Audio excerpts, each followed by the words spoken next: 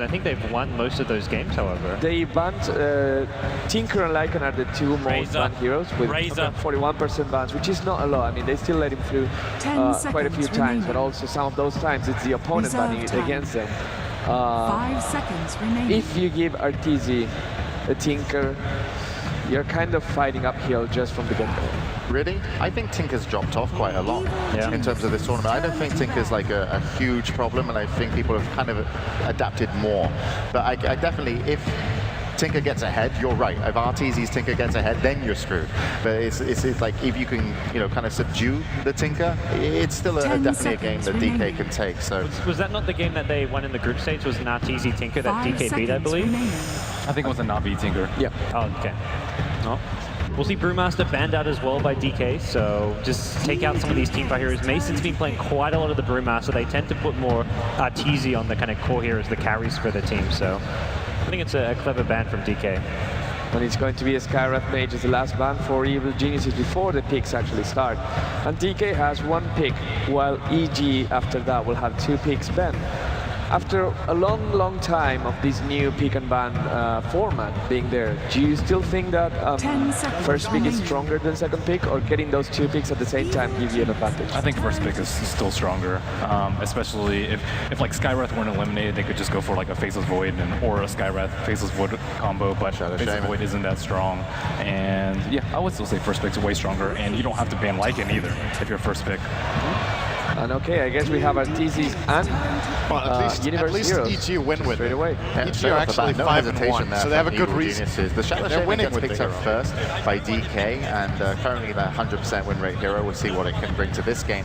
But again, you have quite a bit of a durable hero, I would say, with Razor. It's Arteezy really always push the limits of every team fight, and if you're not focusing Arteezy in those team fights, he can get away with a lot if he ends up picking up the Razor. So Razor tied, instant picks. EG, they must be happy with that. Yes, absolutely. They're getting the heroes they want. At the same time, I'm kind of sad to see Arteezy playing Razor so much, because he's one of those players like Dandy. They can create plays by themselves, and Razor, not much for mobility. Death Prophet. This combo, DK, like 4-0, 5 every time I see him do this, they just get wins. I've seen them down like 10, 15 kills, like losing lanes, and they somehow just brute force their way through your base using this Death Prophet plus Shadow Shaman. It's really tough to fight into. Are you ready for the Omni Knight? Yeah, it's an incredibly strong combo, and getting that Shadow Shaman opened up a lot of options to pulling a core with it. Death Prophet, with the Shadow Shaman, those tier 1 towers will eventually go down. How do you pick, how do you ban now? Oh, they have time. How do you pick against this to be able to defend your towers and stop the momentum? Well, this is similar to what I think Vici ran against IG2, Shadow Shaman, Death Prophet. You just simply can't fight into those 2 ultimates, so you usually have to get the jump on them. If they play a support tied, then they should offlane onto Death Prophet before she gets her ultimate off, but usually they'll just pop it preemptively. Who cares if it's like last 15 seconds in a fight as opposed to like 17, as long as you have it already down. Timing isn't of the utmost importance, so... The most important thing about getting Shadow Shaman and Death Prophet is that these 2 heroes, together with Pugna, are the heroes that bring push that cannot be stopped by spells. If you get Eidolons, if you get Nature's Prophet Treants, you can always wave spam them so that you can stop them. But the Exorcism Spirits will not stop unless you kill the Death Prophet. And the wards, you have to kill them by right-clicking them. And even things like Luna's Glaives don't work on wards. I always have a feeling when you're up against a Shadow Shaman Death Prophet, or something that wants to push into your towers, you need to be able to initiate on them in your favor. And it almost feels like your safe lane farmer, could need like a Blink Dagger and actually just lead the charge. And that kind of opens up, maybe a safe lane centaur as an option. It's tough to do, but it's definitely a hard draft now, I would say, for Evil Geniuses PPD. So it'll be interesting to see where he goes as we take the final ban of Evil Geniuses. And it's really difficult to, you can't even counter it with BKBs is the big problem. Usually like, oh, okay, we're BKB, we have 10 seconds, we can do whatever we want. But these 2 heroes, if you have pop BKB and nothing else, you'll die. Yeah. But DK, I feel they're very tough right now, because they will... They're on the dire side. Like, just throw that out there. I love our line.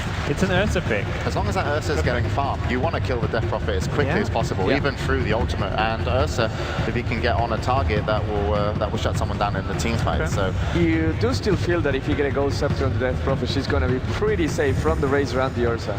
even armor's, you know, good. You can still drain. You know, decide to if you want to tank up in another way. So when she's yours and goes Void going to be banned out for Evil Geniuses. They don't want to sit in a chrono while the Death Prophet and doesn't dispel goes to work.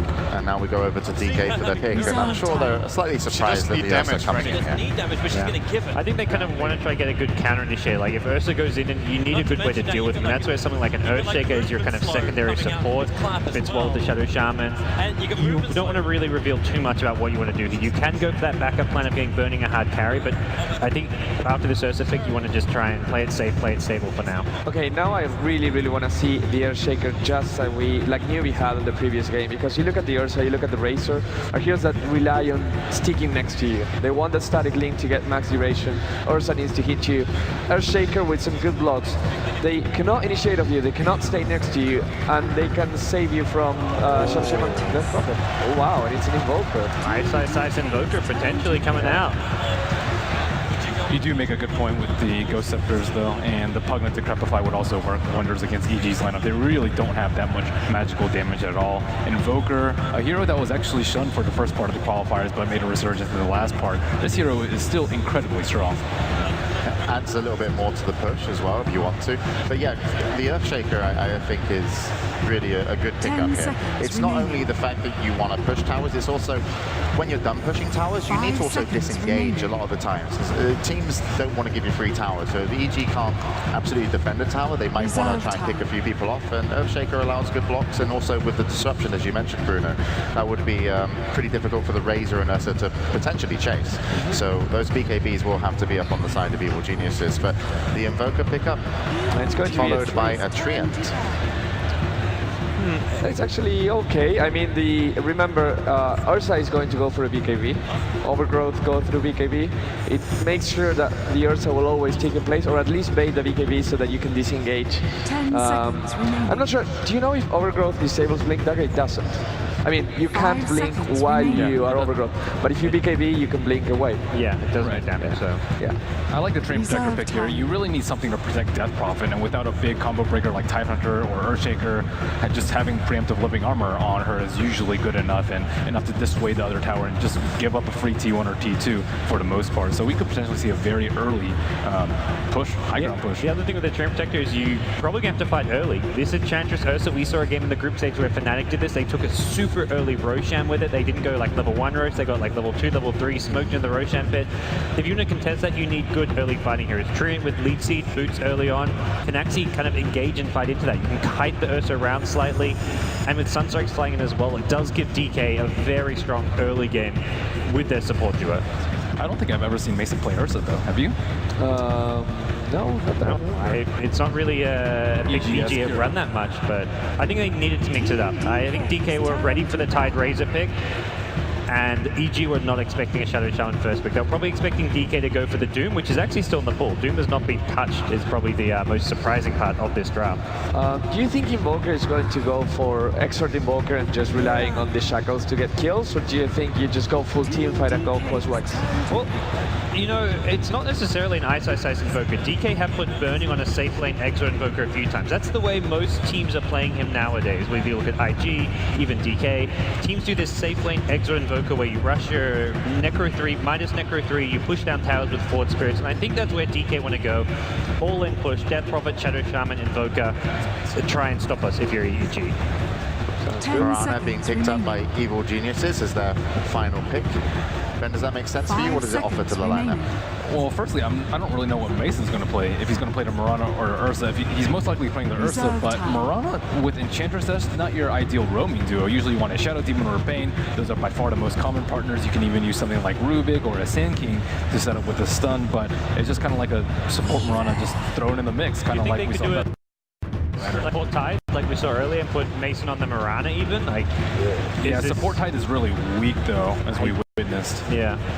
All right, well, final pick's going to be Weaver completing the lineup for DK. So, guys, for your next MMR, who's going to come out lot stronger in the first game and why. And Gods, you're currently winning with 5,050 MMR. Ben, Bruno, you're at 4950. DK, they have Shadow Shaman. I have to go with DK again. I just worry how you're going to stop this push. Unless EG dominate the first 10 minutes of this game, I think they have no answer to the push. But I think DK. I think EG's not going to get enough out of the Ursa pick. They might get one Roshan, but don't think they'll get that many more. Well, you guys seem very concerned for Evil Geniuses going into game number 1, but maybe they know something we don't. You know, this is a game they prepared for, and they should have been prepared for. So, you know, they had their a very easy start with the Razor and the Tide, and then from there, you know, Ursa, we'll see how that works out, but definitely the Mirana, a bit of a surprise pick to go around with the Enchantress. But again, we're going to be moving on into this game then. The second semi-finals of today. Let's send it over to the commentators as the players load in. Thank you very much. We are here to commentate your matchup. DK versus EG. I'm Toby1, joined by Cinderin. And man, we got one hell of a game to start with. Yeah, this is one of the most anticipated games, I think, for a lot of people. EG and DK have both been doing very well in the tournament. The last time they met was actually very close to the end of the group stage, and DK ended up taking that. So I can imagine EG are hungry for some revenge here. They might actually get something right now. Getting right into it here. Slowed down. The static link is on. The arrow from Mason will connect. And Lanham, he's already in trouble, but he's leveled Nature's guys. It's the first level, but there's a static link putting a big lightning hole on Lanham's butt. But they push him back out. And he remains invis, gets a ward down, but this means no leech seat, no living armor from the very, very start, but no first blood EG's way. That was a pretty interesting play here. Being forced to level Nature's guys first, I guess he's just really happy they didn't have any detection. It's actually two things that happen right here. First of all, it keeps him alive, and secondly, it tells DK, okay, if there's no sentries on EG's side, we can actually successfully block their jungle unless they can buy them somewhere, but I don't think any of EG's heroes actually have the gold for sentry wards right now, so Enchantress might be up to a little bit of a rough start. Universe. Universe has like 290 right now, so he's got something in the kitty. Okay, the offlaner could technically buy them, but you generally wouldn't want to do that with a dire offlane side. So yeah, actually, let's just have a look at the lanes right away. So for Team Evil Geniuses in the offlane, as we just mentioned, it is going to be Universe playing on the Tidehunter towards mid lane. Arteezy will be playing as Razor, and then finally in the safe lane, tri-lane, I guess we can call it for EG, it's going to be Zai on Ursa, PPD on Enchantress, and finally Mason on the Mirana. So at position 4 Ursa, this is very strange. It's kind of hilarious that they're doing this up against DK, a hero which they banned away from DK, which was the Juggernaut, where they did something very similar. You get these very powerful melee heroes coming out in the early stages, but you run them as supports. Oh, bottom lane Universe is actually getting opened on right here. I don't think they have the damage for now, but great harassment coming in from DK. Invoker, pretty weak hero on level 1. Yeah, attack. You try and look for the control out for him as well. Like we go first level Exort. Even if he had the second level, it would just be a Sunstrike, and that wouldn't be enough damage. And they're power leveling Zai inside the jungle too. So you've done a double stack using a tornado to go to work, and Zai's going to get some really, really quick levels here. Now, I'm interested to see how they're going to try and capitalize on the Ursa. Do they just try and get him a Morbid Mask very early on and send him into the Roshan pit all the time? Lanham's being a bit of a nuisance as well to PPD. He's staying invis and right on the tail of this Enchantress.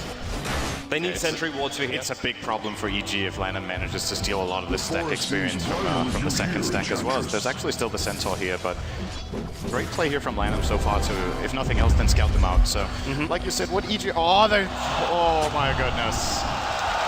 They tried to smoke and it immediately gets countered by Lanham. He's also going to sentry the big camp, so really not the start EG were looking for. They actually wanted to probably go for Rocha already since they have 2 Centaurs in the Ursa on level 2, and they might still try for it, but Lanham spotting out the smoke there might know they're up to something. It's going to be really difficult to do this. Like, you don't have line steal yet. As you said, like 2 Centaurs, you can split the attack damage between them, but at the same time, actually, no, who from DK is going to look for this? You can invoke Sunstrike from Ice, and then have a bit of a look inside the pit. That's one way to do it, but are you really going to go down there and contest what is technically 2 supports of EG from going for Roshan?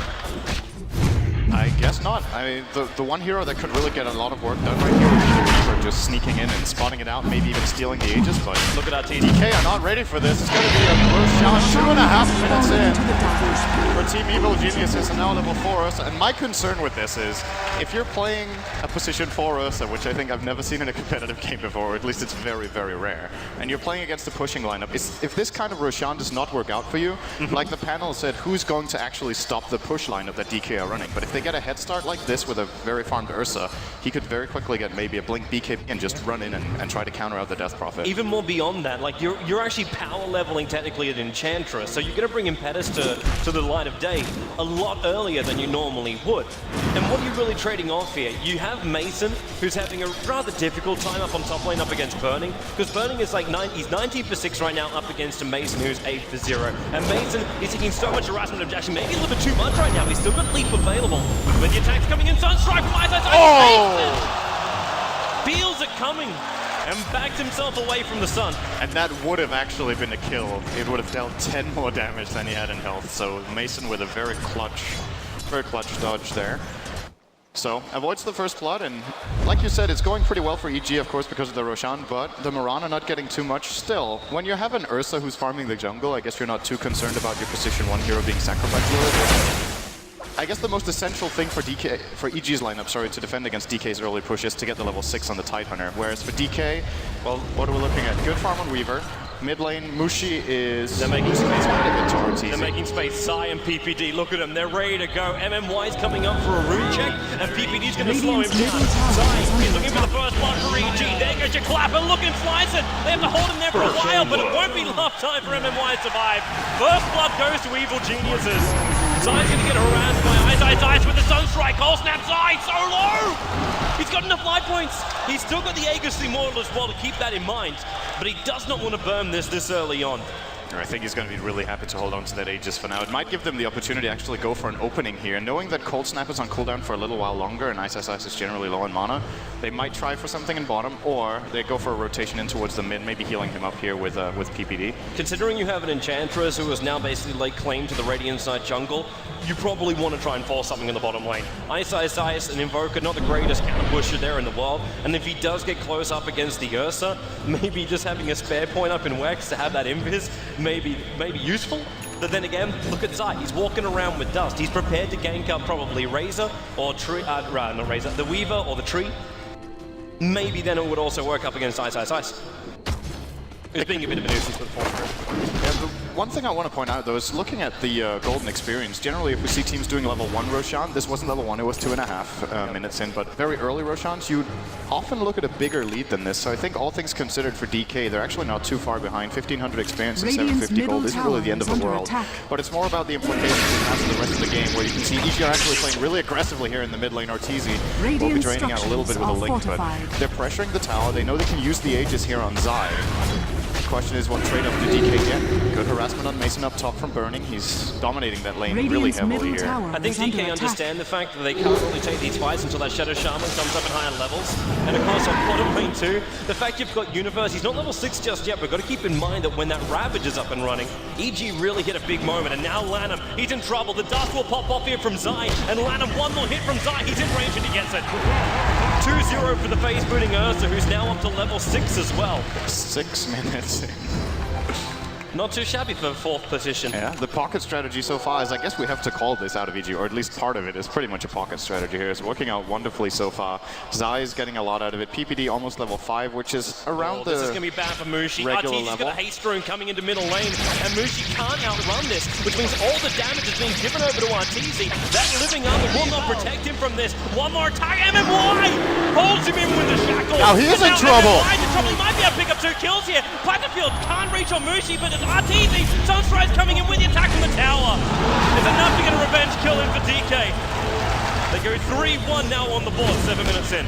Fortunately for Arteezy there, he actually died to the tower shot before the Sunstrike, so no experience being claimed there by DK, and very important for EG here that Ice does not get that kill. If he gets that, he's up to level 7.5, and somehow he's a little bit short of 7. And they also secure themselves the tower in the mid lane with Enchantress, so once again, good move by EG, but not building that big of a lead actually. I'm still a little bit surprised it's not more than this at this point. I'm kind of okay with this one. They've taken out a tier 1 tower in the middle lane. They were looking for some rotations. Their primary thing here probably wasn't just winning on golden experience, because you know you're still going up against a Dream Protector. Take on time right away. Yeah, they're going to commit Ravage as well. This one, he just used Shikuchi. 5 seconds on cooldown for that one now. They see him on the side. Zai really low in life, but he kind of wants the Eagles to go. But yeah, he walks around the tree line and away to safety. Really important from Burning to not get caught there. He is kind of the big farmer for the team right now. What a surprise. Burning having the highest CS. So let's say EG continue like this and they keep gaining an advantage. My main concern for their lineup is, we talked about how they're going to struggle with dealing with the push. I want to say that's one thing, but the other thing is, what counters do you really have to the Weaver? He's getting great farm. You don't have any sort of significant lockdown apart from if you land an amazing arrow from Mason or the Ravage. There's no other counter to Weaver. That hero kind of goes in my book of heroes you need to counter pick. Yeah. Because with no silence, no reliable stun, etc., Weaver just tends to take over the game when you get into that 25-30 minute territory. Yeah, I'm kind of with you on that one too, but at the same time, with the EG lineup, they could just play full stability and just play man mode. Like, if you can get rid of that Crop ulti very early on, the Mass 7 ward's aren't a major problem for you, then Weaver just running around is not going to be a huge problem, because you can still have the Lightning Rod, you can still have Razor in the middle. Up on top lane, by the way, they're going to have another crack at this. So Zai prepping himself to battle. Burning still got Shikuchi in time-lapse, and Mason, he's basically got 100% hit this arrow to kill off Burning. With the support coming in from PPD, he's got double status, so double nukes, but no control. That's pretty much the problem right there. It's just got illustrated. They can't really deal with the Weaver. I'm kind of waiting for like the Blink Dagger from Zai, so then there's something, but like not killing the Weaver, killing Crop or killing someone like that. It's what EG need to aim to do. I mean, it's great that they've got an early lead, but they need to get some sort of towers out of it. They got the mid-tier 1, which was a great start, but I think they realized that they need to put a little bit more pressure on DK here, since DK are getting the way better farm. So they're trying to push down the top tower a little bit here. Ursa is a pretty good tower pusher with overpower as well as enrage, dealing quite significant damage to the buildings. Radiant's top tower is under attack. Living armor. They have to bring it down in one go, and I think they know it as well. But I do not expect EG to get away with this, so they won't. At the end of the day, time wasted, basically. Yeah, Mushi even came up towards the top lane. Maybe this is a little bit more of a different time wasted. They committed Mushi up towards the top lane, which was never really going to get there. But on bottom lane, Universe is going, he's going to unload the Ravage right here. Easy kill on him at one. Yeah, but that's the only one they're going to get. They actually committed all 3 calls to come down to that bottom lane to get the kill. And all they got was the Shadow Shaman. And this is when DK's lineup can actually start playing a kind of split push style, which when you have a Death Prophet to push out the waves really quickly, a Weaver to push out the waves quickly, and an Invoker with double Forge Spirit coming in soon, EG have a lineup that's tailored to take these, I don't want to say directly 5-on-5 team fights, but mainly skirmishes where at least 3 heroes are involved. Unless Ursa gets a Blink Dagger, like you said, maybe he can open alone. So the problem is, if DK starts split pushing all the lanes, how are EG going to deal with it with their draft here? Dire's middle tower is under attack. There's not much way apart from forcing it. That's the only thing you can really do. But do you want to force into that? Well, actually, I think it'll be okay for now, because you're still looking at a Weaver who's going ahead of Midas build. So he's not really going to come online very, very early on. So because of this, in fact now he has the hand of Midas, he's still going to take a little bit more time before he's up and running. So Mushi is doing exactly what he needs to do. Add pressure towards the mid tower and force the attention of evil geniuses towards him and away from the off-lane Weaver. And in addition to that, DK absolutely need to get a level 6 in the Shadow Shaman. I think that's the reason right now that they haven't taken a single tower. We saw it in the previous series, how useful those Mass Serpent wards are. And if there's one thing EG have accomplished in this game, it's holding down the supports of DK. Neither support is level 6, 11.5 minutes in. MMY, as a matter of fact, only level 4. He's going to grab level 5 now in the mid lane, but actually even needs to be careful in here. He doesn't even dare to go towards the lane, since Mason is trying to flank him here, as he saw with the ward. So the supports from DK really falling behind. The cores are doing great, and the question is, can EG hit the, there's kind of a sweet spot here where they might be able to take advantage of that, but once the support levels come up on DK, I'm having a very hard time seeing EG running that force fight you were talking about. The trees are moving right behind the Mirana, stalking the lovely lady, and now down bottom lane. Sunstrike, Goldsmap, Arteezy is almost going down to this one. He's taking a lot of damage to Starfall, get the kill with Lanham, comes out of nowhere, Arteezy, he can't hit him fast enough. Arteezy is away to Dire's safety. middle tower While all has these fallen. kills are going on too, Roshan is being Radiant attempted by structures Zai. are Now Mushi fortified. has scoured this one out. He's an Radiant's ulti up in bottom 14 tower seconds is time. under You'll see attack. Roshan's half-life here. And also, no, 12 minutes in, the second Roshan's Dire's available. top tower has denied by been Universe. denied. Burning can do nothing to stop that one, as Universe also TPs himself away to safety. So all in all, the trade-off here, DK lose Invoker, they get 2 towers, of which one gets denied. I would say that's an even trade if EG managed to get the Roshan, but it's not just about, like you said, the golden experience, the map control. When the towers start falling for EG, it gets a little more scary to move around the map, and DK with this great ability to just keep pressuring the lanes, I'm having a hard time seeing EG getting in and getting the Roshan for Dire's free again. bottom They tower might is actually under be able attack. to do it right now, but EG's got to fight is right it now. really for free then, though? EG's got to fight. They're actually using Moonlight Shadow, but they're going to realize there's a crop illusion in here, so they can't take out Roshan straight away. They need that crop illusion. And now 30 seconds left, they say screw it. Kill it straight away. Quite a bit of lag. Pause to think about it. Yep. So we'll just have ourselves a moment. You can see the pressure, like, they smoked up and instantly thought, okay, well, there's 2 TPs, or there's 1 TP coming to the bottom lane to support the hero on EG. And then 3 heroes that were looking to come down through the enemy jungle. And we could have actually had ourselves a full engagement on bottom lane. But I was still wondering who would be on top of that one. Because all the way up on the top lane, you've still got burning free farming as this Weaver. And what time are we looking at for this one? Do we go Lincoln Sphere into whatever damage item we want, more than likely Desolator? When are we going to hit that one? With a hand minus and he's already 750 gold in. You're probably looking at maybe a 19 to 20 minute Lincoln Sphere being fully done. It's pretty underwhelming in this game though when we look at Team EG. So the biggest problem that they have to deal with is the Mirana arrow, which is the Weaver. And then apart from that, well, what is there? The static link, the Lincolns, which yes, it's annoying for Weaver, but he's generally pretty mobile, so he can get out of there. Yep. So I don't think Lincoln Sphere is actually the right call for being here. He might still get it, just, you know, perseverance, being able to push lanes constantly, feeling a little bit more safe against a couple of things. But overall, I would probably seeing a BKB into straight damage build, BKB dead perhaps in this particular matchup, and then again, EG do. When we get to that point when he can freely move around the fights, I think they're going to be in a lot of trouble. Yeah, I'm still with you on that one, which means like, okay, EG then has to push earlier. They need to get the towers down. Like, we need to have the Maelstrom for Mjolnir over on Mason. We need to be seeing the Enchantress coming in with a full army of the undead, as well as every rush to get Monta out of the jungle as well, and forcing out these early towers. Do you then think, okay, Aegis more or less the way to do this? We get this in play like, I don't know, would Arteezy even take this, or do you want it into Mason once he's got damage to the tower? And then you fall out the towers. You let the Aegis Immortal burn it, but mainly as a soak-up ability. I think it may even be better for Ursa. Ursa is capable of boarding Link Dagger at some point. You just have that Ursa jump in and use it almost like a Wraith King. There's obviously no massive flow when you come out, but the amount of damage you can add onto DK when you first initiate, it may not be enough to split DK out, force out major ability, force him to use both hair as well as his shack control, and that only freedom Mason, as well as obviously Mr. Unread just flying under the radar in there and dishing out a lot of damage and a lot of control. I would definitely say the timing for EG needs to revolve around Blink Daggers. We've got Ido with a 2100 gold. He has to choose between mech and Blink right now, and I think with the type of lineup EG running is a burst. Yes. You want to run it, you want to Blink, instantly get a kill, and maybe transition from that. If you get the Death Prophet in particular early on, yes, you might be able to take it in the night. I think if you go for mech here, first of all, would probably build for it. Instead of just completely one-shotting it, so I'm imagining you might be getting the mech on the Razor here instead, but Arteezy does Drum. So Drum into mech is an ineffective way to build up Razor. It's very posty, doesn't have any This looks like just a straight Blink Dagger from the Night Under. Maybe they could even put the Mecha, and the Ursa still needs it.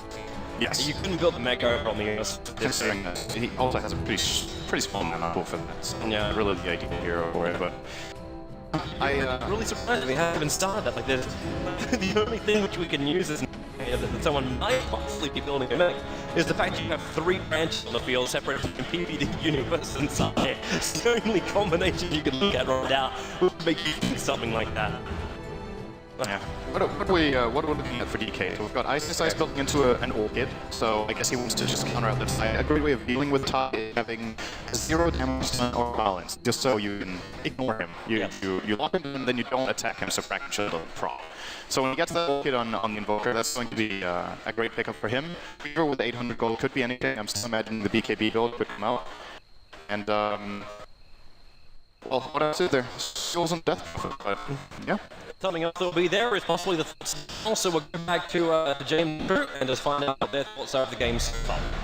Thank you, Toby. Welcome back to the panel. So we're 15 minutes in with a pause. What's the story for you guys so far?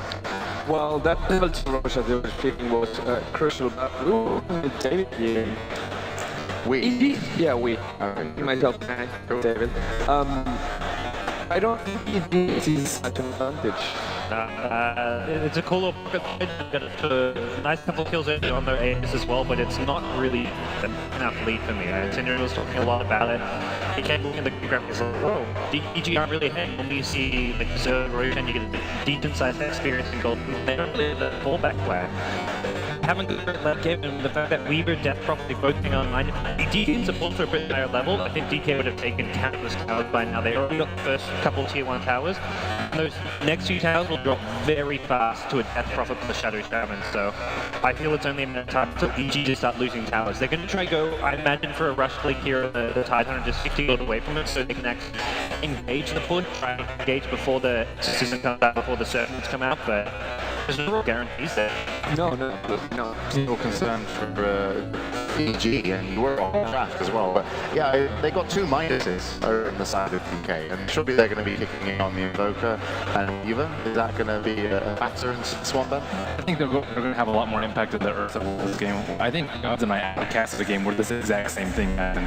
There's Enchantress, there's an Ursa on Dire side, you can Roshan at 3 minutes, and then really what can you do after that? And Ursa's a really poor hero. You can't get Roshan. If you get Roshan, is expected, kind of like Lycanthrope. And what does it really offer to this? I mean, he has some burst. They have so much control in a fight with Invoker. Immediate cold snap as soon as Ursa goes in, hacked as soon as he goes in too. So they control him pretty well. And the team fight is really like, well, they do need that blink dagger on Titan. Exactly. You can is a big team fight, but you look at DK, they have just continual stuns and lockdown. Shadow Shaman with head shackles. They've got the Death Prophet spells. They've got the Overgrowth. They've got Invoker with a whole array of spells. I think that's DK have a big income team fight. I think they're going to just try and chuck the just onto easy when they raise it, just try and snowball from there, take tower after tower themselves. Like, DK's kind of soon to do something about that. And the problem that they had is because they went with this Ursa and Enchantress duo,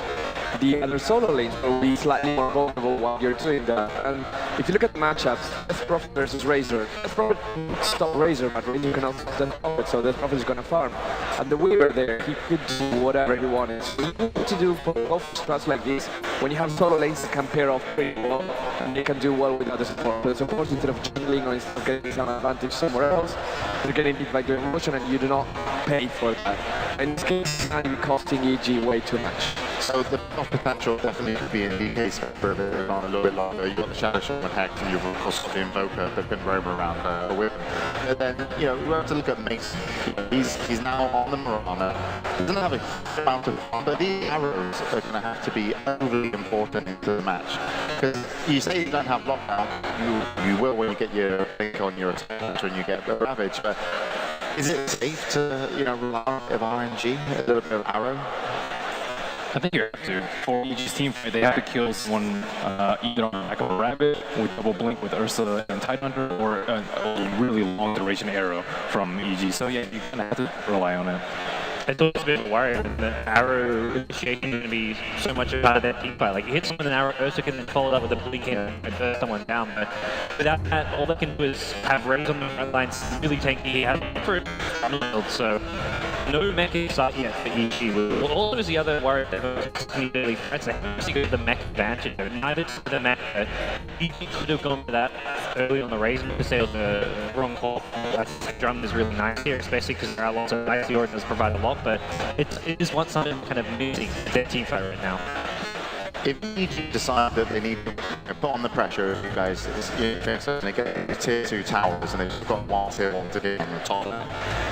How ready will DK be by that time? They've got 2 Midas, so I think DK will feel like they're just going to look to stall. Like they've been doing so far. They have burning up and helping, continuing to split push and apply pressure across. EG are going to commit 5 heroes within ages at a tier 2 tower. You maybe have your Death Prophet there sitting next to Kryptons, but you're not actually looking to engage and take a fight there. Your Beaver's just off. You've got 2 Midas. There's no real reason to take a bad engage when you can trade towers with that lineup they have. These fights, I'm assuming, we're going to have to go really well for EG when they get to the tier 2 towers, just because they engage. Yeah, I mean, you have the so much follow-up potential again. If the Weaver is there, she will chase you until the end of eternity. Death Prophet, the same. Invoker, Sunstrikes. Well, even DP when she gets her Yules. Right. You know, you normally use it, you think of DP with Yules, you're like, okay, this is an added amount of survivability. You know, it's great for the mana regen, amazing for the movement speed. And, you know, it can maybe stop the Ursa from locking you down.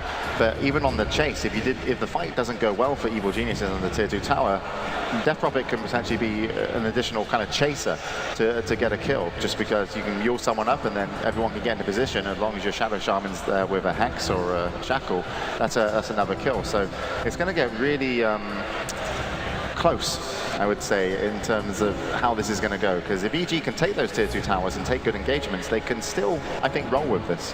Yeah, I think so as well. And RTZ thinks that they can keep rolling with the game right now because everyone seems to be ready. All right, game still paused, and there's Evil Geniuses that are asking to go. How do you like the new emoticons, guys? They're fantastic, and they're being used by many of the Evil Geniuses team. Right now, you don't get to see it on screen, but if you're watching in Dota TV, I'm sure you can see that, and thank you for everybody for joining us in Dota TV. If you weren't able to get down to the Key Arena, there's over 300,000 people watching this game live, and a lot's riding on it. It's the first game in the series. You want that momentum. Evil Geniuses have come out with definitely a pre-prepared plan. And it started off okay, but you guys do seem somewhat concerned. I'm concerned. I don't think EG are out of it by any means. Like I feel DK are in a slightly stronger position. It's also because they have like the safer, more conventional draft. With EG, it's kind of a unknown factor. I think they still have lots of ways to win this game. They grab an Aegis, they catch DK out, win a fight or two here or there, and suddenly their lineup snowball. And you have an Ursa who's not going to be a support. Zaya's going to be playing kind of almost like a core hero in this game. More so than like your Tide. Your Tide gets his Blink Dagger, he's just going to be initiating, maybe work his way towards a mech as well, but there's definitely capabilities for EG to still win this game. It's at most, like I would say, a 60-40 advantage for DK right now. DK just has a lot more ease of execution. They can drop Rasa Wars, they have Death Prophet Ultimate, and they have Invoker, Forge Spears, and then EG has to initiate on them. And if they don't kill like Burning, let's say they double Ravage and they blink in with Ursa, and then someone counters with a Blink Hex or even a Yules on the Ursa, and then he time lapses, the team fight's over from there. So there's also like the Death Prophet with her Yules and Silence. She could potentially act in the role of Skywrath Mage and Yules and Silence Tidehunter as he blinks in. That could be a potentially big play coming out from Death Prophet. Definitely a lot riding on the Universe's Tidehunter in the next kind of 5 to 10 minutes. We'll have to see how those Ravages go. So well, that's what we think here at the panel, but we're going to send it back over to the commentators. Maybe they've got some more thoughts as we get ready to go back into the match. Well, Sidney, I don't know about you, but my thoughts are going to be, I hope these guys can keep their momentum, their focus after what is an unfortunate break. Well, the break is over, the game is restarting, and we're back in again. So to bring everybody back up to speed, EG started off on the Roshan, the Crop Illusion was looking for it, but DK looked like they want to have not a single thought of trying to stop this. They just look for their trade-offs on the different lanes. Yeah, at this point, they probably know the Roshan is going on since they did scout beforehand. They're going to drop a Sunstreak here as well and realize that the Roshan is going on. I think DK's goal for now is to either avoid fights directly or take trades. Even if they sacrifice a tower or two against EG, that's just going to level up the game pretty much in terms of map control. And as long as their Weaver is free farming, which cannot really be prevented by any single hero in EG, it can be prevented by 2 once Ursa gets a Blink Dagger, then they can burst down Burning. But until that point, he's going to be free farming very nicely in the safe, or sorry, in the off lane. So DK, they'll just be trying to hold their ground for now, and with a Treant Protector, they might just be able to for a bit. Yeah, they might be able to, which That's means a big item. EG's going to force even harder. Talking about the double blink as well as the dual scepter. So EG's got the way to get themselves really into position, but Mushi has got not only the movement speed, the regeneration, but everything else. And you're right, MMY on the top lane. Shackles will start to not easy. The Shackles will strike as well, and Lanaman releases it now. Drunk Punch being popped off. MMY actually going to go down here. That's easy. He didn't feel any kind of extra damage from the oh, now Universe with the Ravage! He keeps Arteezy alive! The one charges came off cooldown in time! And Arteezy actually gets a double kill out of that! Underrated! I think not. Universe, the clutch player there. Great counterplay Dire's coming middle out tower of is Universe under there. attack. Perfect timing Oh, on the rotation. Mushi, and again in middle lane, Zai was chasing him down. He started up with the Radiant's top slides, tower but he is couldn't under go into attack. the ultimate. We can see him trying to keep his distance. In 2 seconds, he can blink back into this one, and he wants to. Mushi, they checked the corners, but the wrong one. Radiant's He bottom TP's out to tower safety has and Managed to fallen. get a tower as well. This was exactly what EG was looking for. A tower as well as 2 kills at the trade of absolutely nothing. They've got to be feeling happy about this right now. The the score is a little bit misleading in terms of overall goal. It's still a very even game, but EG with those couple of kills as well as Roshan have managed to build themselves a quite significant experience advantage. The graph looks a little bit weird because of the long pause, so Yeah. the teams weren't playing completely evenly for like 6 or 7 minutes, but well, at this point, 7-1 the score for EG. They're getting a little bit of map pressure out in the bottom lane, but in the top lane, DK are pushing the other way. Man, look how well this is working between Lanham as well as MMY. You have Overgrowth when you got Mana for it, which is still short of arcane boots for Lanham. Is seeing I've seen this Arteezy. before. Yeah, round 2, but this time there is not going to be a Ravage to save him, but he's really close to his tier 2 tower. The Nature's Guide was allowing MMY as well as Lanham to come in as close as they are. You don't need this Blink Dagger on the Shadow Shaman, because you get a trap. But Zai! He tears him apart! Arteezy will die here, pulling out the damage from Burning. He's just trying to right-click him, but Zai getting himself a double kill over towards Lanham as well. In fact, the Titans are coming in for that last hit. Blink Dagger 7 seconds, but Burning to the run. They cannot kill him.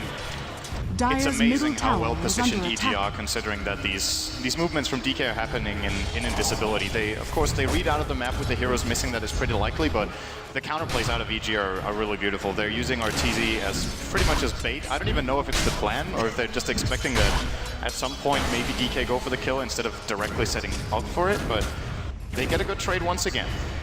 Funny thing is, again, too, Arteezy caught out catching farm by using his ultimate.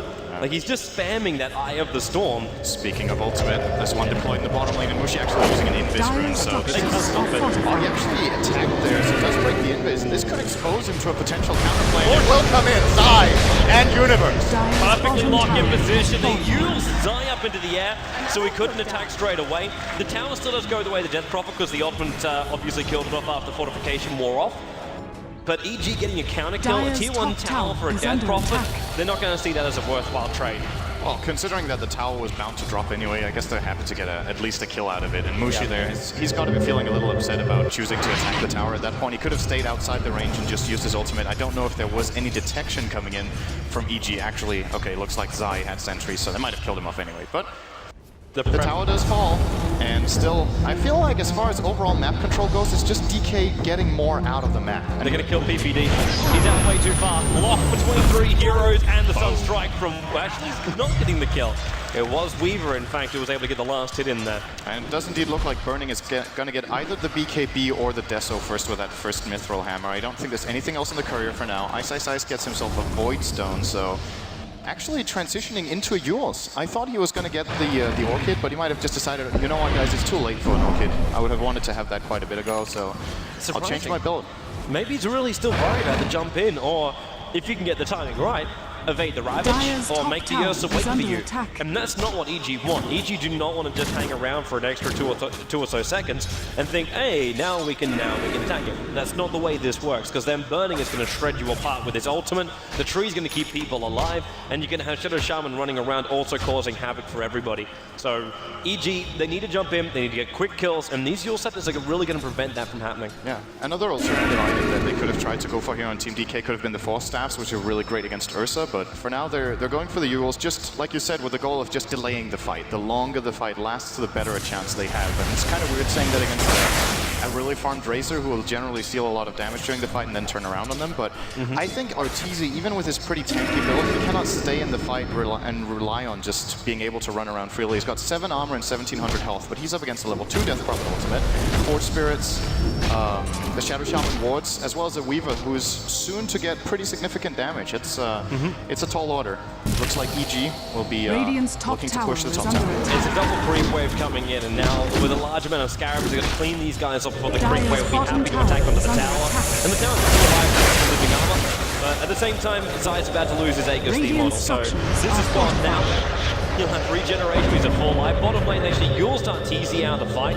And with the Mana Serpent wards as well as the Prop ulti, the tier 2 tower will go down on the bottom. A bit of a mind game, and he gets it! Dire's bottom tower has fallen. Delaying the attack on the wards while the other two EG heroes try to delay their attack. All of that last hit. Now top tier 1 tower will go down, and Mason actually TPing himself in towards the middle lane. Scouting out Zai's down here. There's another TP also on the way in, but Zai is a little bit too far away. Mason, an arrow going to be evaded. Now tempting blast, the meteorite, both airballing out, but Mason running back into the flames.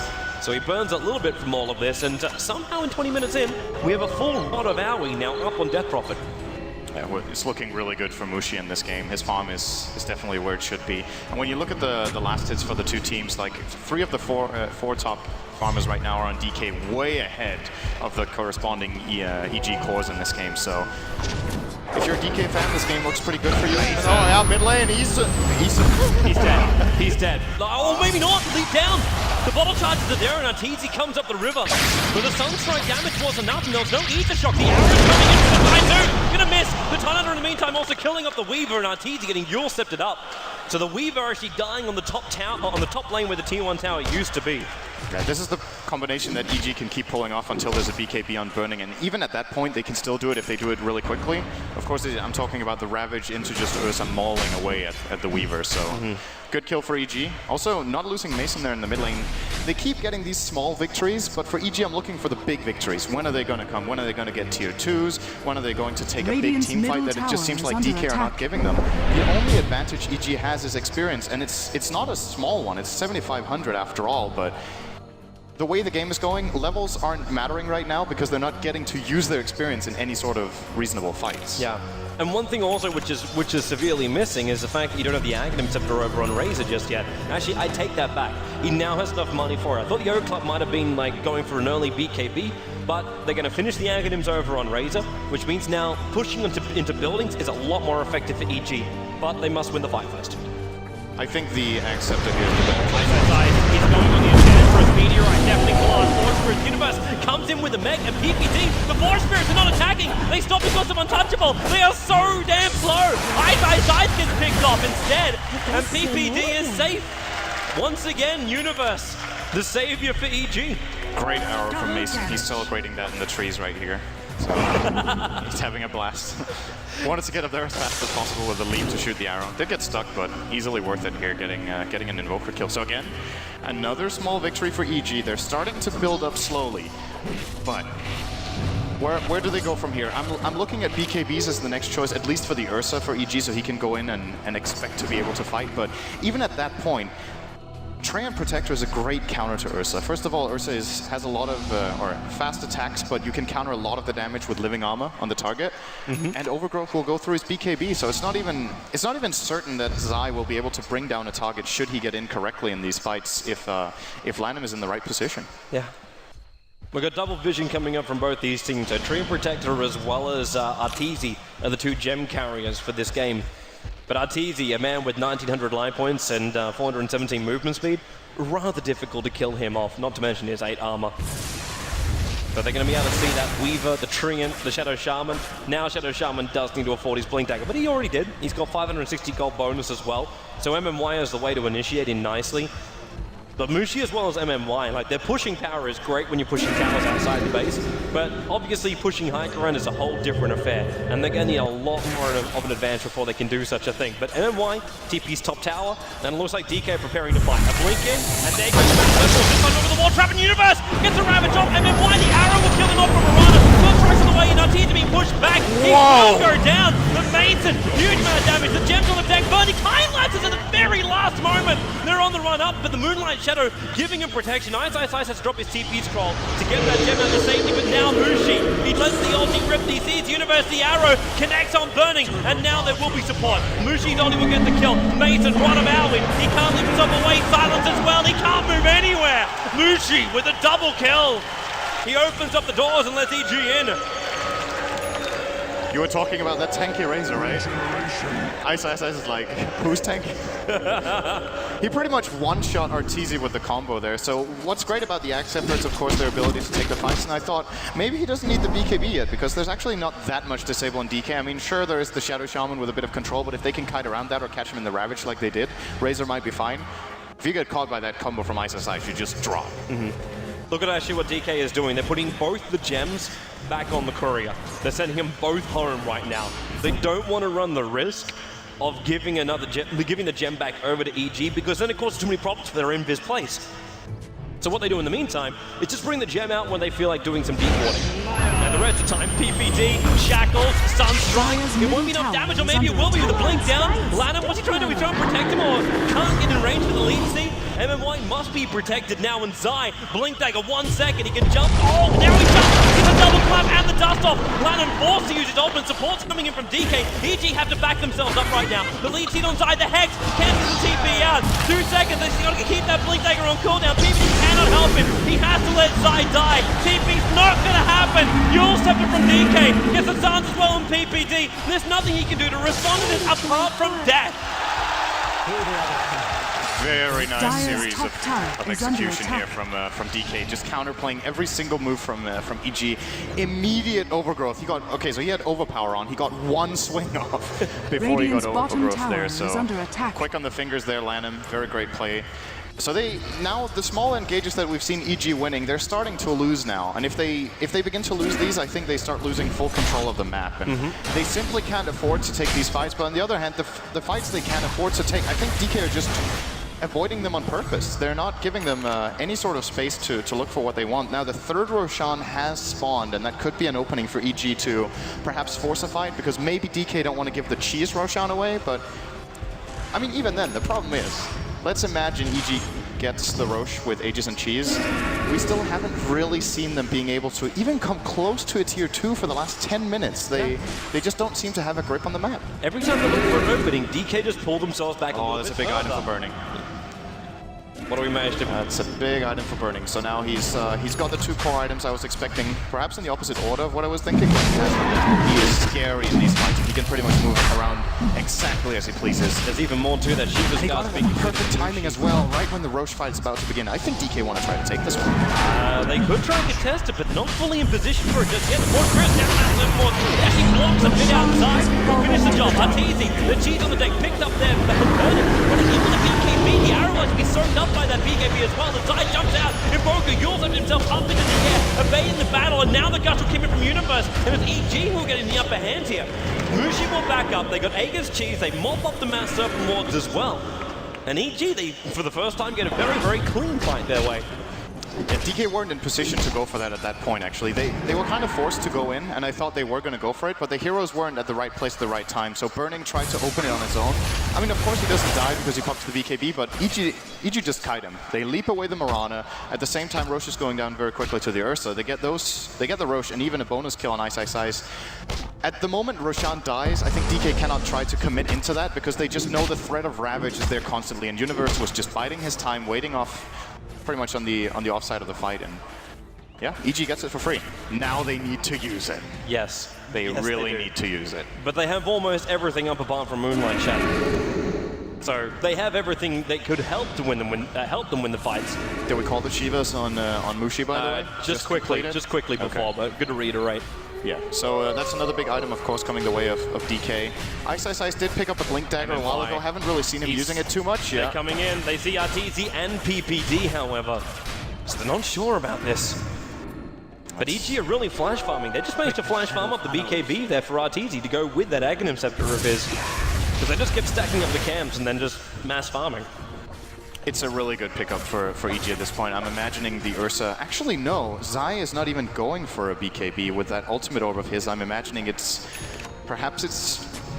What does he want here? Does he want Manta to break the overgrowth, or does he want the Scythe as the opener? It might be the Scythe, but generally on Ursa, we don't see players picking up Scythe. They usually we don't generally see him in 4th position either. No, I mean, like if you're playing a core the Ursa, rules don't really apply in this game. If you're playing a core Ursa, then yeah, you want to get the Abyssal Blade because you're meant to be the big damage or the big controller.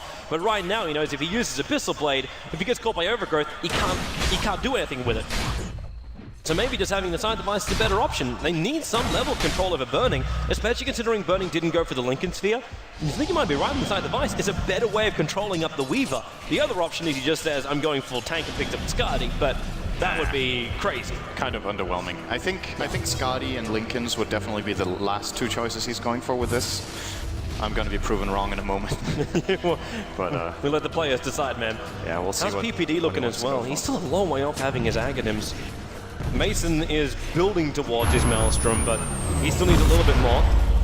As we get a little bit of Sunstrike, they're using it to actually scout on top of the cliff to D-ward. Not a bad way of doing it. At the same time, though, Mushi in that top lane starting to put some more pressure on the off lane. He's managed to rack up another 2,000 gold. He is getting filthy rich. Actually, he's on par with Arteezy's Razor.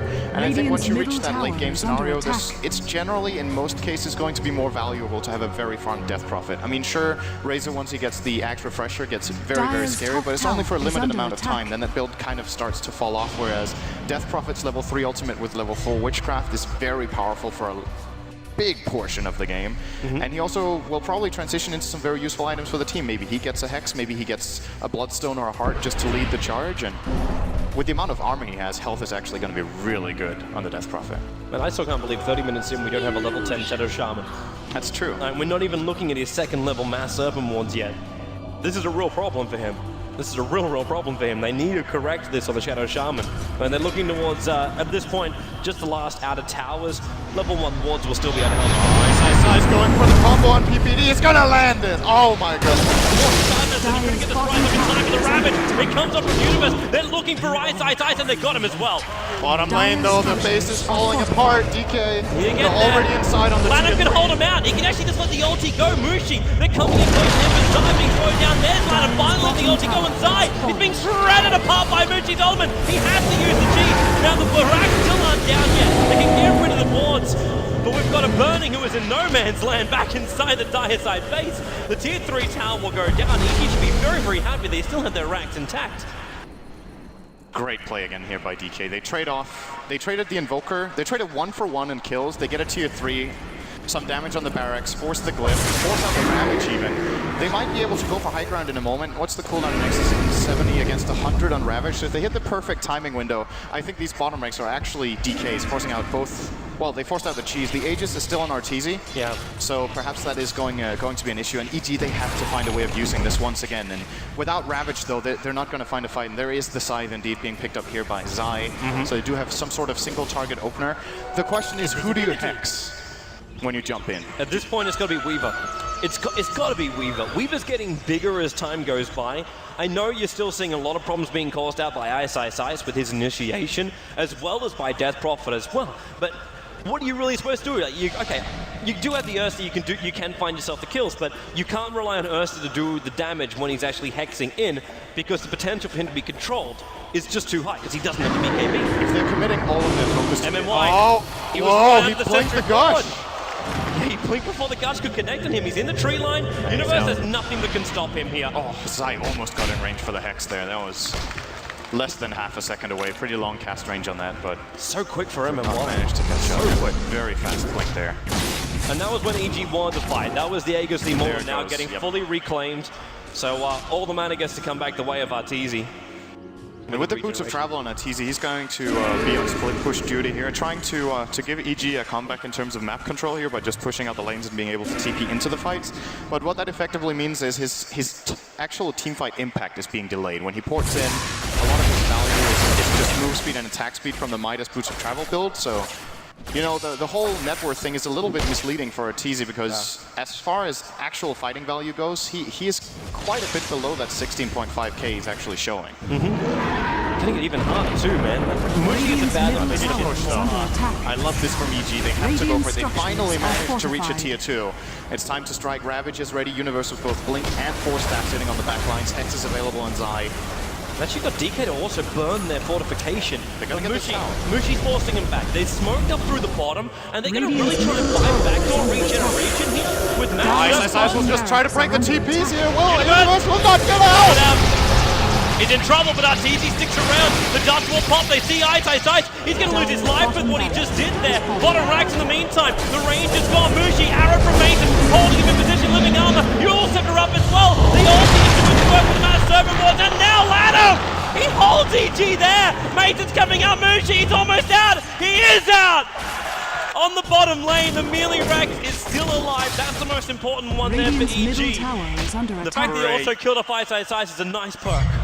Great defensive play for EG. I was sure they were going to lose a full lane there. The Razor and Tidehunter were never there to defend, but they managed to hold on the back of a beautiful arrow from Mason, setting up for not a kill on Death Prophet, but at least forcing Mushi out of the base. So they do end up only losing their ranged barracks there, so great play. And also great play from DK going for it, right? They see the opening, they realize, okay, EG will have to go back now. Ice basically sacrifices himself to stop 2 TPs.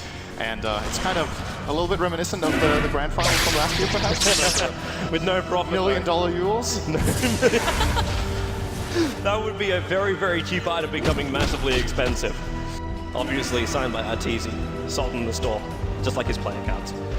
17-9 though is now on the board, and okay, EG are trying to force out the lanes again so they can get some level of advantage. Actually, look at what Mason is building into now. He's finished his BKB, didn't finish up before Mjolnir, so he's looking to try and survive during these engagements. Still be very careful about the tree and protector, but as far as everything else goes, he's kind of okay. But what I'm worried about by building into the BKB is the fact that they cannot kill off Mushi. He actually has the heart coming out in the courier at the moment. He's going to have so many light points, so much armor as well because of the Shiva's guard, the disable because of your scepter, he can be taken into safety, and then you've got your Rod of your Atos. So if you want to try and attack and you want to try and hold someone there, you've got this big tanky guy with a whole lot of spirits doing his work for him, and you can't do anything if you turn. 2.8k light points they have to get through on Mushi. They need to have this refresher on Razor. It's kind of like the only way. This is where the Universe! Big Ravage up on top lane. Shadow Shaman's already down. Let him have to let the ulti go. And that's just so they can buy some space. Lane, Mushi. He's coming again. Mason needs to hold him out. He's got the creep wave with him. Fortification is available this time for EG. Mason moving to the side, throwing down the arrow. Zai being pushed back by the Deathling Plus. Fortification has been used, and Zai able to hide the tree line. 2 seconds until late. Universe back on the front lines. Mushi Oldman, 100 life points on the rack. They're going to bring it down now. The counter's going to be there. Mushi TPing out there, but doesn't have anything. Nothing is there. They get 2 kills. One on the Shadow Shaman before, and then the Invoker on the bottom lane, but Mushi takes the bottom racks and gets away with it. Meanwhile, Arteezy has been trying to apply a bit of pressure in the mid lane. He actually has the gold for a side of his own if he wants to get that right now, which might be the call. They need so much control now to deal with DK, since I actually don't even know if the refresher is going to be enough. I think it's more about just controlling the fight for so long that they can take out the other heroes and then end with taking down Mushi. But the reason who do you actually hex is, well, if they hex the Weaver with the Ursa side, they give so much space to Mushi in the fights. With Ice also having a hex, they can kind of... They got Scatter. The burning bug space to come in. Now Roshan almost on the sideline. The Butterfield's keeping burning out, and looks like he's not going to come in. So 12 minutes for Valve to fight. Arteezy also put his hand of Midas back over on the courier so he could grab the Aegis, the model, and Zai will take the cheese. So that's our 4th Roshan in 37 minutes. 4th consecutive Roshan for EG. And they've taken 1 tier 2 with it. Hey, at least that is how hard this game is for them right now. The Roshan actually gives them an advantage of 150 gold. It's huge, man. But their experience is still hilarious. For everything that's happening on this map, the experience graph as well as the gold graphs, they kind of mean nothing anymore. Everything just comes down to the key items you got during the fight, and if you can bring down the chords of either line. And in this case, is can you kill off the Weaver and can you kill off the Crop? Yeah, can you kill off Mason in a moment is also another question here. MMY is looking for it, but Mason actually will back off at the right time here, so not finding that gank. Bottom lane, they found Burning. There's his hack coming in. Is Zai going to work? And Burning getting shredded. He can time lapse and BKB himself away. Running himself up. Universe forced up. He's still under the protection of BKB, so he's going to be okay. Meanwhile, up on the top lane. Mason leaps away on 80 life points, but the last attack comes in. There's a Shadow Shaman and Lanham going to work.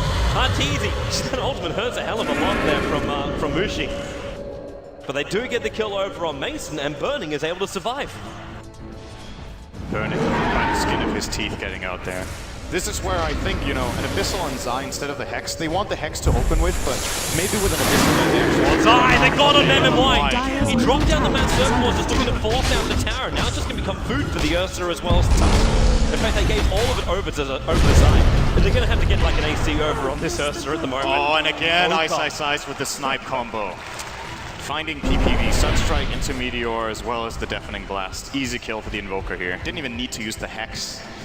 Holding on to that in that kill. Maybe we have to add into the extra, like, not saying Kiefer as well as Mushi before, but maybe we have to add Ice into this mix. That's the thing that's really strange about this game when you look at the actual experience, because when you look at the distribution of levels on the Radiant side, you see 2 very low-level supports, but the 3 other heroes are so far up and very, very much amongst the top here in the game. So yes, they're 12,000 behind, but I think at this point for DK, it's not about whether your Shadow Shaman is level 11 or level 14. I don't think that's the deal breaker here. It's the fact that your 3 cores all have their level 3 ultimates, they have great farm on all of them, and arguably Treant it's okay that he's level 12. This hero is he's not built to be level 12. He's not meant to be anything else. He's almost like the bottom lane. Ice is trying for it again. Great damage onto Universe here.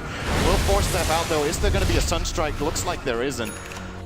Universe will get back to base. He's got Invoke off cooldown now. Damn, he's putting a lot of pressure though on these lanes. He is. He keeps going for the solo kills and forcing rotation. And he's just doing the bottom lane solo. Like, he moves back and then lets his Forge Spirits do the pushing work while he farms up the Radiant jungle. It's really, really efficient coming out here from Ice. And like, what is EG meant to do? They try and jump out and get a 4-man, 5-man to deal with their own jungle right now, and they can't because of the pressure on the bottom lane. You don't lose a Rax for it, but if you get one hero sniped off, then DK like, hey, we got 5v4, we're good to go.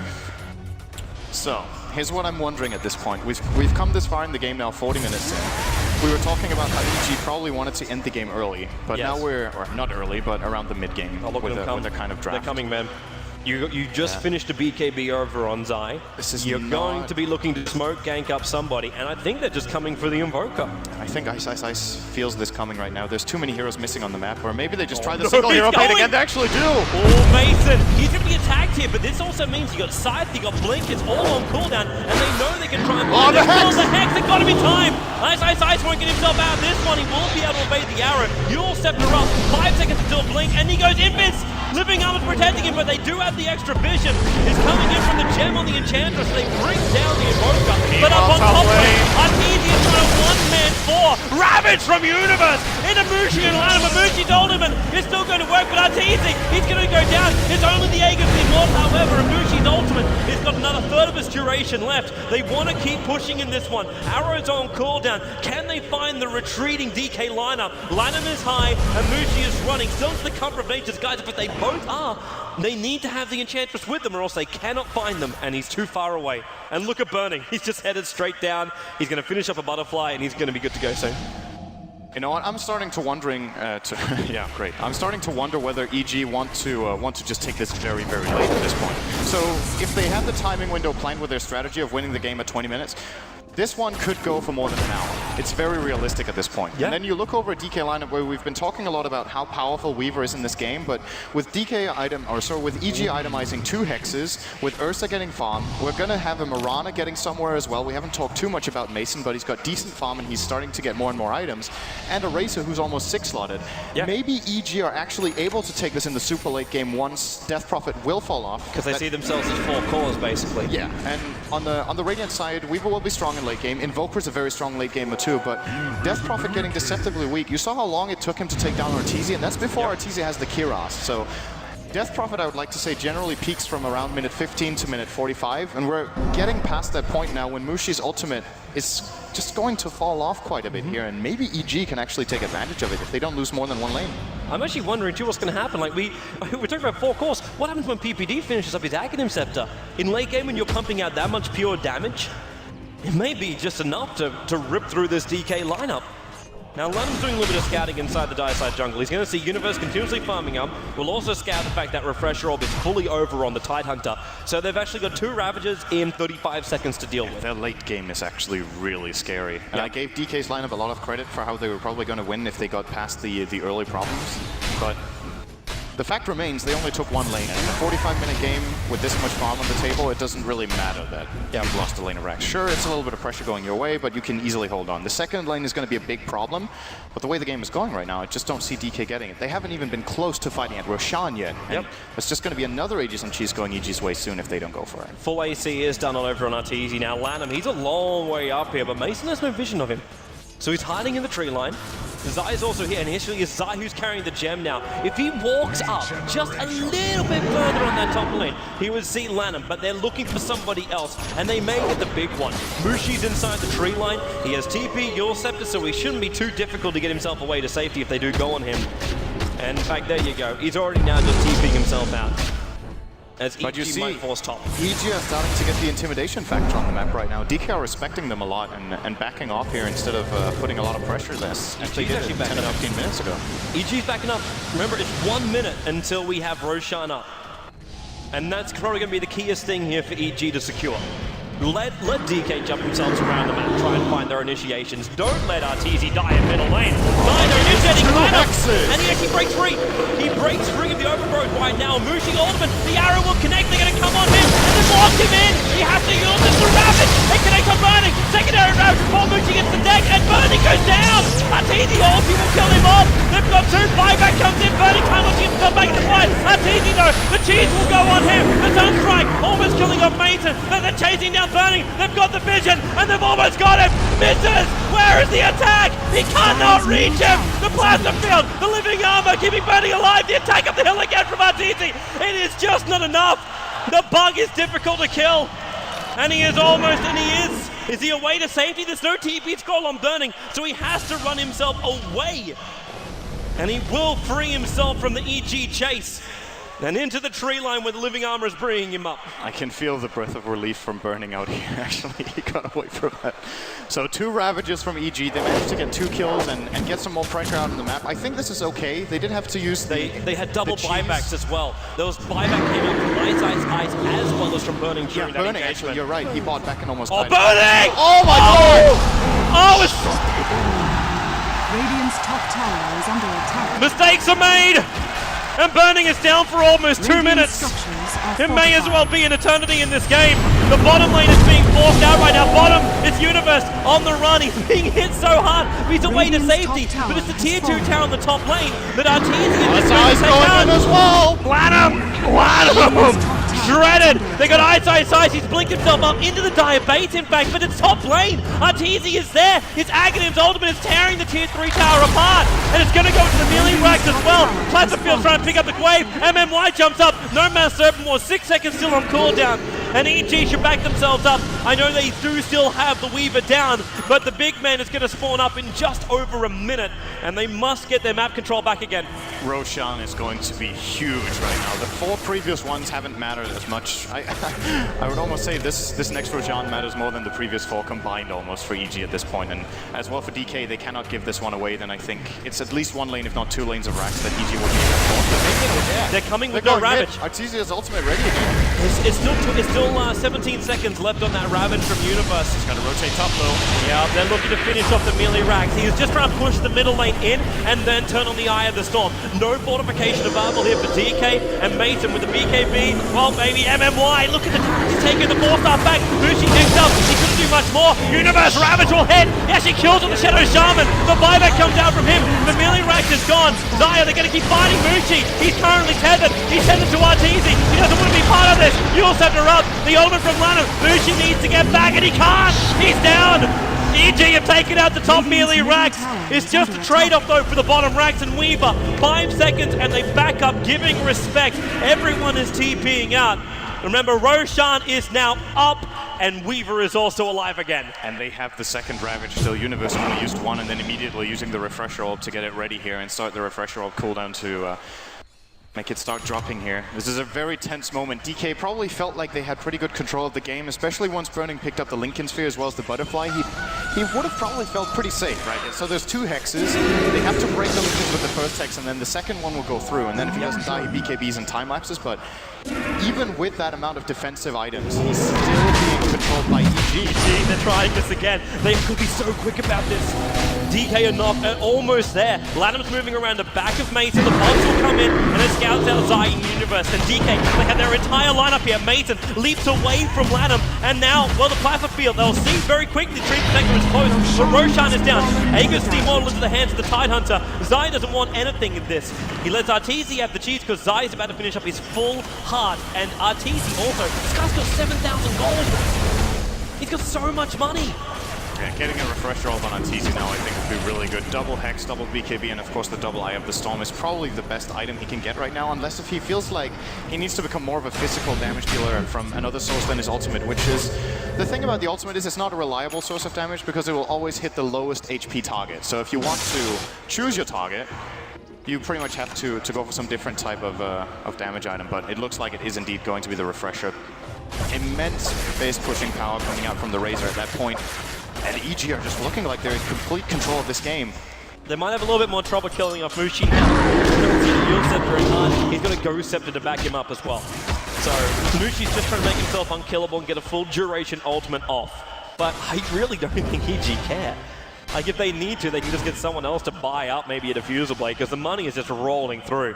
And Arteezy, he is starting that refresher off. The Perseverance is over on the Courier right now. Not sure why he isn't buying it, actually. Yeah, I think it's just because he's holding onto the cheese. But he could drop that at any point and take the refresher.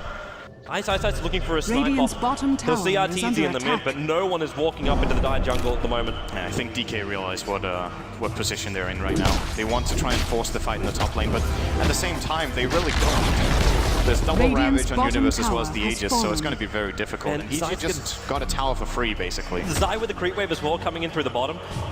I don't know about you, man, but if I was DK, I would be worried about Ursa actually soloing my racks at this point. Because he's still doing so much damage. You look at how much health he's got behind him. He's got 3.6k life points over on that Ursa. You think about getting through the Razor too, you got 2.7k, and then you're still going to take into account like your unstable current into all of this too. And then you got Tidehunter who's taking away your damage, he's getting great control out. He can almost fire out the lineup shortly too. I don't know if he's considering finishing up a Shiva's Guard. If he wants to be selling 4-star for something else. But they're chasing down Ice. He got gushed up so he can't blink, but the attack won't come in time.